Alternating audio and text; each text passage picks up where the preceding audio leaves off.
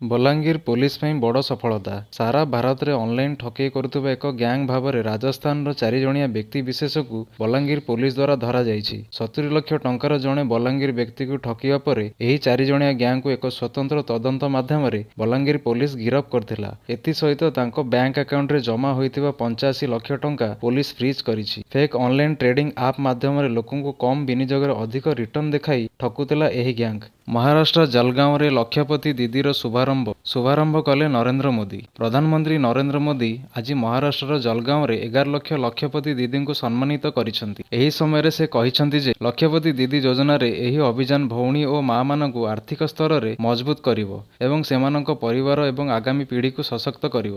ଲକ୍ଷପତି ଦିଦି ଯୋଜନା ଅନୁଯାୟୀ ସରକାର ମହିଳାମାନଙ୍କୁ 5 ଲକ୍ଷ ଟଙ୍କା ଲୋନ୍ ପ୍ରଦାନ କରୁଛନ୍ତି। ବିଶେଷ କଥା ହେଉଛି ଯେ ଏହି ଲୋନ୍ ଉପରେ ମହିଳାମାନଙ୍କୁ କୌଣସି ପ୍ରକାରର ସୁଧ ଦେବାକୁ ପଡ଼ିବ ନାହିଁ। ଯଦି ଆପଣ ମଧ୍ୟ ଲକ୍ଷପତି ଦିଦି ଯୋଜନାର ଲାଭ ଉଠାଇବାକୁ ଚାହୁଁଛନ୍ତି ତେବେ ସର୍ବପ୍ରଥମ ଆପଣଙ୍କୁ ଏକ ସ୍ୱୟଂ ସହାୟକ ଗୋଷ୍ଠୀର ଯୋଗ ଦେବାକୁ ପଡ଼ିବ। ଏହାପରେ ଯଦି ଜଣେ ମହିଳା ନିଜର ବ୍ୟବସାୟ ଆରମ୍ଭ କରିବାକୁ ଚାହାନ୍ତି ତେବେ ତାଙ୍କୁ ତାଙ୍କ ଆଞ୍ଚଳିକ ସ୍ୱୟଂ ସହାୟକ ଗୋଷ୍ଠୀର କାର୍ଯ୍ୟାଳୟକୁ ଯାଇ ଆବଶ୍ୟକୀୟ ଡକ୍ୟୁମେଣ୍ଟ ସହ ନିଜ ବ୍ୟବସାୟର ଯୋଜନା ଦାଖଲ କରିବାକୁ ପଡ଼ିବ। ଲେବାନନ ଉପରେ ଘନ ଘନ ଏୟାର ଷ୍ଟ୍ରାଇକ୍। ଇସ୍ରାଏଲ ଏବଂ ହମାସ ମଧ୍ୟରେ ଏକ ବିବାଦ ଚାଲିଛି। ଏହି ସମୟ ମଧ୍ୟରେ ଇସ୍ରାଏଲ ଲେବାନନର ହିଜବୁଲ ଉପରେ ଆକ୍ରମଣ କରିଛି। ଏହି ମଧ୍ୟରେ ପ୍ରାୟ 40ଟି ଏୟାର ଷ୍ଟ୍ରାଇକ୍ କରାଯାଇଥିଲା। ଆକ୍ରମଣର କିଛି ସମୟ ପୂର୍ବରୁ ଇସ୍ରାଏଲ ପକ୍ଷରୁ ଏକ ଚେତାବନୀ ଦିଆଯାଇଥିଲା ଯେ ହିଜବୁଲ ସକ୍ରିୟ ଥିବା ସ୍ଥାନକୁ ଲୋକମାନେ ଖାଲି କରନ୍ତୁ। ହିଜବୁଲ ଲେବାନନରୁ ଇସ୍ରାଏଲର ଅଞ୍ଚଳ ଆଡ଼କୁ 320ରୁ ଅଧିକ କାଟୁସ୍ ରକେଟ ଗୁଳି ଚଳାଯାଇଥିଲା। କ୍ଷେପଣାସ୍ତ୍ର ଏବଂ ବିସ୍ଫୋରକ ସାମଗ୍ରୀ ଥିବା ଡ୍ରୋନ୍ ବ୍ୟାରେଜ ପାଇଁ ଦାୟୀ ବୋଲି ହିଜବୁଲ କହିଛନ୍ତି ଯେ ଏହାର ସାମରିକ କମାଣ୍ଡର ଫୁଏଟ୍ ଶୁକରଙ୍କ ହତ୍ୟାକୁ ଦୃଷ୍ଟିକୁ ରଖି ଏହି ଆକ୍ରମଣ ଆରମ୍ଭ କରାଯାଇଛି। ପିପିଲିରେ ବାର୍ଡ ଫ୍ଲୁ ରୋକିବା ପାଇଁ ମରାଗଲାଣି 20,000ରୁ ଅଧିକ ବ୍ରଏଲର। ପିପିଲିରେ ବାର୍ଡ ଫ୍ଲୁ ଦିନକୁ ଦିନ ବୃଦ୍ଧି ପାଉଛି। ସମ୍ପ୍ରତି 20,000ରୁ ଅଧିକ ବ୍ରଏଲରଙ୍କ ମୃତ୍ୟୁ ଘଟିଛି। କେବଳ ସେତିକି ନୁହେଁ ବରଂ ଏହି ସଂକ୍ରମଣରୁ ବଞ୍ଚିବା ପାଇଁ ଏକ ବିଶେଷ ପ୍ରକାରର ସୁରକ୍ଷା ମଧ୍ୟ ପାଳନ କରାଯାଉଛି। ପିପିଇ କିଟ୍ ସହିତ ନିଜ ଶରୀରକୁ ଭଲ ଭାବରେ କଭର କରି କୁକୁଡ଼ାଗୁଡ଼ିକୁ ମାଟିରେ ପୋତା ଯାଉଛି। ଏହି ପରିସ୍ଥିତିରେ ଫ୍ଲୁ ବ୍ୟାପି ନଯିବା ପାଇଁ 1 କିଲୋମିଟର ପର୍ଯ୍ୟନ୍ତ ସମସ୍ତ କୁକୁଡ଼ାକୁ ମରାଯିବ ବୋଲି ସରକାରଙ୍କ ତରଫରୁ ନିର୍ଦ୍ଦେଶ ଜାରି ହୋଇଛି। କଣ କହିଲେ 113ତମ ମନ୍ କି ବାତ୍ରେ ପ୍ରଧାନମନ୍ତ୍ରୀ ନରେନ୍ଦ୍ର ମୋଦି। ମନ୍ କି ବାତ୍ 113ତମ ଏପିସୋଡରେ ପ୍ରଧାନମନ୍ତ୍ରୀ ନରେନ୍ଦ୍ର ମୋଦି କହିଛନ୍ତି ହର୍ ଘର ତିରଙ୍ଗା ହେ ଔର ପୁରା ଦେଶ ତିରଙ୍ଗା ହେ। ଏଥର ଏହି ଅଭିଯାନ ସର୍ବୋଚ୍ଚ ଶିଖରରେ ଥିଲା। ଏହି ଅଭିଯାନ ସହ ଜଡ଼ିତ ଚମତ୍କାର ଚିତ୍ର ଦେଶର କୋଣ ଅନୁକୋଣରୁ ସାମ୍ନାକୁ ଆସିଛି। ସେ କହିଛନ୍ତି ଆମ ସ୍କୁଲ କଲେଜ ଏବଂ ବିଶ୍ୱବିଦ୍ୟାଳୟରେ ତ୍ରିକୋଣରେ ତିରଙ୍ଗାକୁ ଦେଖିଲୁ। ଲୋକମାନେ ସେମାନଙ୍କ ଦୋକାନ କାର୍ଯ୍ୟାଳୟ ଡେସ୍କଟପ୍ ଏବଂ ଗାଡ଼ିରେ ମଧ୍ୟ ତିରଙ୍ଗାକୁ ଉଡ଼ାଇଥିଲେ। ଜାମ୍ମୁ କାଶ୍ମୀରରେ 750 ମିଟର ଲମ୍ବା ପତାକା ଧରି ଏକ ତ୍ରିକୋଣୀୟ ରାଲି ମଧ୍ୟ ନିଆଯାଇଥିଲା ଏବଂ ଏହି ରାଲି ବିଶ୍ୱର ସର୍ବୋଚ୍ଚ ଚେନାବ ରେଳ ବ୍ରିଜ ଉପରୁ ନିଆଯାଇଥିଲା। ଅରୁଣାଚଳ ପ୍ରଦେଶର ପୂର୍ବ କାମେଙ୍ଗ ଜିଲ୍ଲାରେ 600 ଫୁଟ ଲମ୍ବର ତ୍ରିକୋଣୀୟ ପତାକା ସହିତ ଏକ ଶୋଭାଯାତ୍ରା ମଧ୍ୟ କରାଯାଇଥିଲା। ଏସିଆନ୍ ଚାମ୍ପିଅନସିପ୍ ଜିତିଲେ 15 ବର୍ଷୀୟ ଓଡ଼ିଆ ଝିଅ ତାନଭି ପତ୍ରୀ। 15 ବର୍ଷରୁ କମ୍ ବାଳିକା ବ୍ୟାଡମିଣ୍ଟନରେ ଗୋଲ୍ଡ ଜିତିଛନ୍ତି ଓଡ଼ିଆ ଝିଅ ତନଭି ପତ୍ରୀ। 2024ରେ ଚୀନରେ ହେଉଥିବା ଏସିଆନ୍ ଚାମ୍ପିଅନସିପ୍ରେ ଫାଇନାଲରେ ଭିଏତନାମର ପ୍ରତିଦ୍ୱନ୍ଦ୍ୱୀକୁ ହରାଇ ସେ ଭାରତ ପାଇଁ ସ୍ୱର୍ଣ୍ଣ ପଦକ ଜିତିଛନ୍ତି। ଏହାପରେ ତାଙ୍କୁ ସୋସିଆଲ ମିଡିଆରେ ଦେଶର କୋଣ ଅନୁକୋଣରୁ ଶୁଭେଚ୍ଛା ମିଳିଛି। ମିସ୍ ଇଣ୍ଡିଆର ତାଲିକା ଯାଞ୍ଚ କଲେ ରାହୁଲ ଗାନ୍ଧୀ। ଲୋକସଭାରେ ବିରୋଧୀ ଦଳର ନେତା ରାହୁଲ ଗାନ୍ଧୀ ଶନିବାର ଅଗଷ୍ଟ 24, 2024ରେ ସମ୍ବିଧାନ ସମ୍ମାନ ସମ୍ମିଳନୀରେ ଯୋଗ ଦେଇଥିଲେ। ସେଠାରେ ସେ ସରକାରକୁ କ୍ରିଟିସାଇଜ କରିବା ସହ କହିଥିଲେ ଯେ ମିସ୍ ଇଣ୍ଡିଆରେ ଦଳିତ ଆଦିବାସୀ କିମ୍ବା ଅନ୍ୟାନ୍ୟ ପଛୁଆ ବର୍ଗ ଯେମିତିକି ଓବିସି ସମ୍ପ୍ରଦାୟର ମହିଳାମାନଙ୍କୁ ପ୍ରତିନିଧିତ୍ୱ କରିବାକୁ ଦିଆଯାଉନାହିଁ। ଏହାଛଡ଼ା ସେ ମିଡିଆକୁ କୃଷକ ଏବଂ ଶ୍ରମିକଙ୍କ ପ୍ରତି ଅସନ୍ତୋଷ ପ୍ରକାଶ କରି ସମାଲୋଚନା କରି କହିଛନ୍ତି ଯେ ସେମାନେ ନୃତ୍ୟ ସଙ୍ଗୀତ କ୍ରିକେଟ ବଲିଉଡ୍ ବିଷୟରେ କଥାବାର୍ତ୍ତା କରୁଛନ୍ତି କିନ୍ତୁ କୃଷକ ଏବଂ ଶ୍ରମିକଙ୍କ ବିଷୟରେ କଥାବାର୍ତ୍ତା କରୁନାହାନ୍ତି। ଟେଷ୍ଟରେ ପାକିସ୍ତାନକୁ 10 ୱିକେଟରେ ହରାଇ ବାଂଲାଦେଶ ଇତିହାସ ରଚିଲା। ଖେଳର ଦୀର୍ଘତମ ଫର୍ମାଟରେ ବାଂଲାଦେଶ ଏବଂ ପାକିସ୍ତାନ ମଧ୍ୟରେ ମୋଟ 13ଟି ମ୍ୟାଚ୍ ହୋଇଛି। ସେଥିମଧ୍ୟରୁ 12ଟି ବାଂଲା ଟାଇଗର ହାରିଥିବା ବେଳେ ଗୋଟିଏ ଡ୍ର ରହିଛି। ରାୱଲପିଣ୍ଡିରେ 2 ମ୍ୟାଚ୍ ବିଶିଷ୍ଟ ସିରିଜର ଓପନିଂ ଟେଷ୍ଟରେ ବାଂଲାଦେଶ 10 ୱିକେଟରେ ବିଜୟ ହାସଲ କରିଥିଲା। ବାଂଲାଦେଶ ପାଇଁ ଏହି ବିଜୟ ପ୍ରଥମ ଥର ପାଇଁ ଚିହ୍ନିତ ହୋଇଛି। ଟେଷ୍ଟ କ୍ରିକେଟ ଇତିହାସରେ ଏହି ଦଳ ନିଜ ଘରେ ପାକିସ୍ତାନକୁ 10 ୱିକେଟରେ ପରାସ୍ତ କରିଛି। ସିଆଇଏସ୍ଏଫରେ ଆସିଲା ଚାକିରି ସୁଯୋଗ। ଦରମା 69,000। ଜାଣନ୍ତୁ କେଉଁମାନେ କରିବେ ଆବେଦନ। ଭାରତ ସରକାର ଅଧୀନସ୍ଥ ଏକ ବିଭାଗ ହେଉଛି କେନ୍ଦ୍ରୀୟ ଶିଳ୍ପ ସୁରକ୍ଷା ବଳ ସିଆଇଏସ୍ଏଫ୍। ଏହି ନିଯୁକ୍ତି ମାଧ୍ୟମରେ ଉଭୟ ପୁରୁଷ ଓ ମହିଳା ଆବେଦନ କରିପାରିବେ।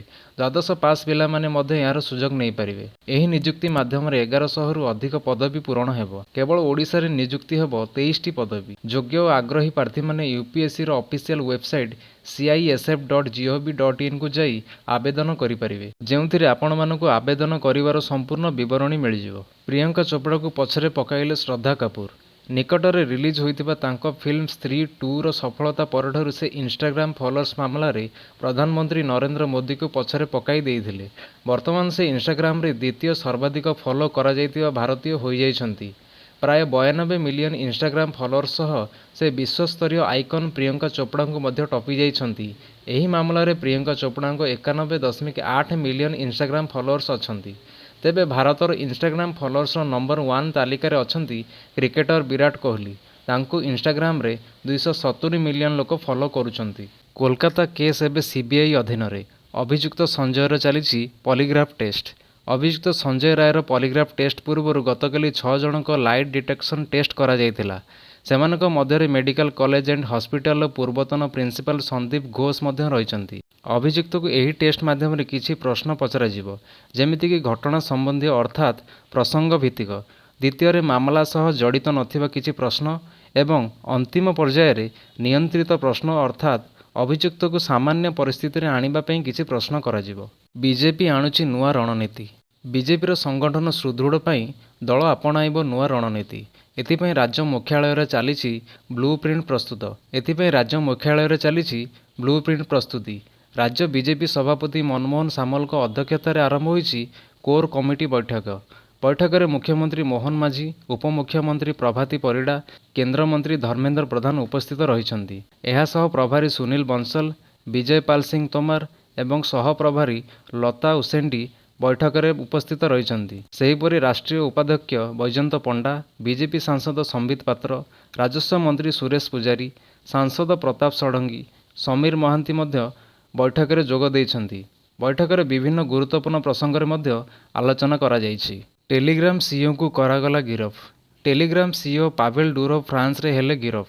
ଲୋକପ୍ରିୟ ସୋସିଆଲ ମିଡିଆ ପ୍ଲାଟଫର୍ମ ଟେଲିଗ୍ରାମର ପ୍ରତିଷ୍ଠାତା ତଥା ସିଇଓ ପାଭେଲ ଡୁରୋଭଙ୍କୁ ପ୍ୟାରିସର ବାରଗେଟ୍ ବିମାନବନ୍ଦରରେ ଶନିବାର ଗିରଫ କରାଯାଇଥିଲା। ଖବର ଅନୁଯାୟୀ ତାଙ୍କ ବିରୋଧରେ ୱାରେଣ୍ଟ ଜାରି କରାଯାଇଥିଲା।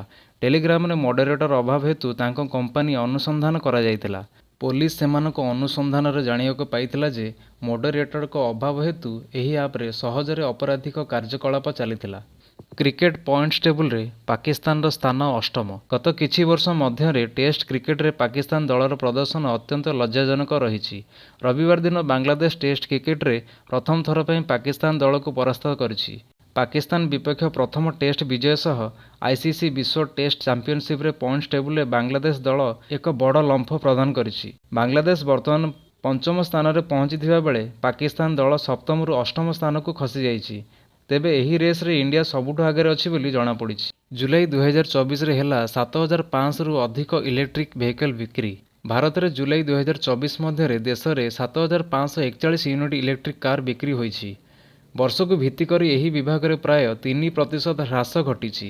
ଜୁଲାଇ 2023 ମସିହାରେ ସାରା ଦେଶରେ 7768 ୟୁନିଟ୍ ଇଲେକ୍ଟ୍ରିକ୍ ବିଦ୍ୟୁତଯାନ ବିକ୍ରି ହୋଇଥିଲା। ଗତ ମାସରେ ଟାଟା ମୋଟର୍ସରୁ ମୋଟ 4775 ୟୁନିଟ୍ EV ବିକ୍ରି କରାଯାଇଛି, ଯେଉଁଥିରେ ଟିଆଗୋ, ପଞ୍ଚ, ନେକ୍ସନ୍ ଓ ଟାଇଗର ଭଳି ମଡେଲ ସାମିଲ ହୋଇଛି। ସେହିପରି MG ମୋଟର୍ସରୁ 1237 ୟୁନିଟ୍ ଇଲେକ୍ଟ୍ରିକ୍ କାର୍ ବିକ୍ରି କରାଯାଇଛି ଏବଂ ଏହି ରେସ୍ରେ ମହିନ୍ଦ୍ରା ମଧ୍ୟ ଭାରତୀୟ ଇଲେକ୍ଟ୍ରିକ୍ କାର୍ ବଜାରରେ ବେଶ୍ ଭଲ ପ୍ରଦର୍ଶନ କରିବାରେ ଲାଗିଛି।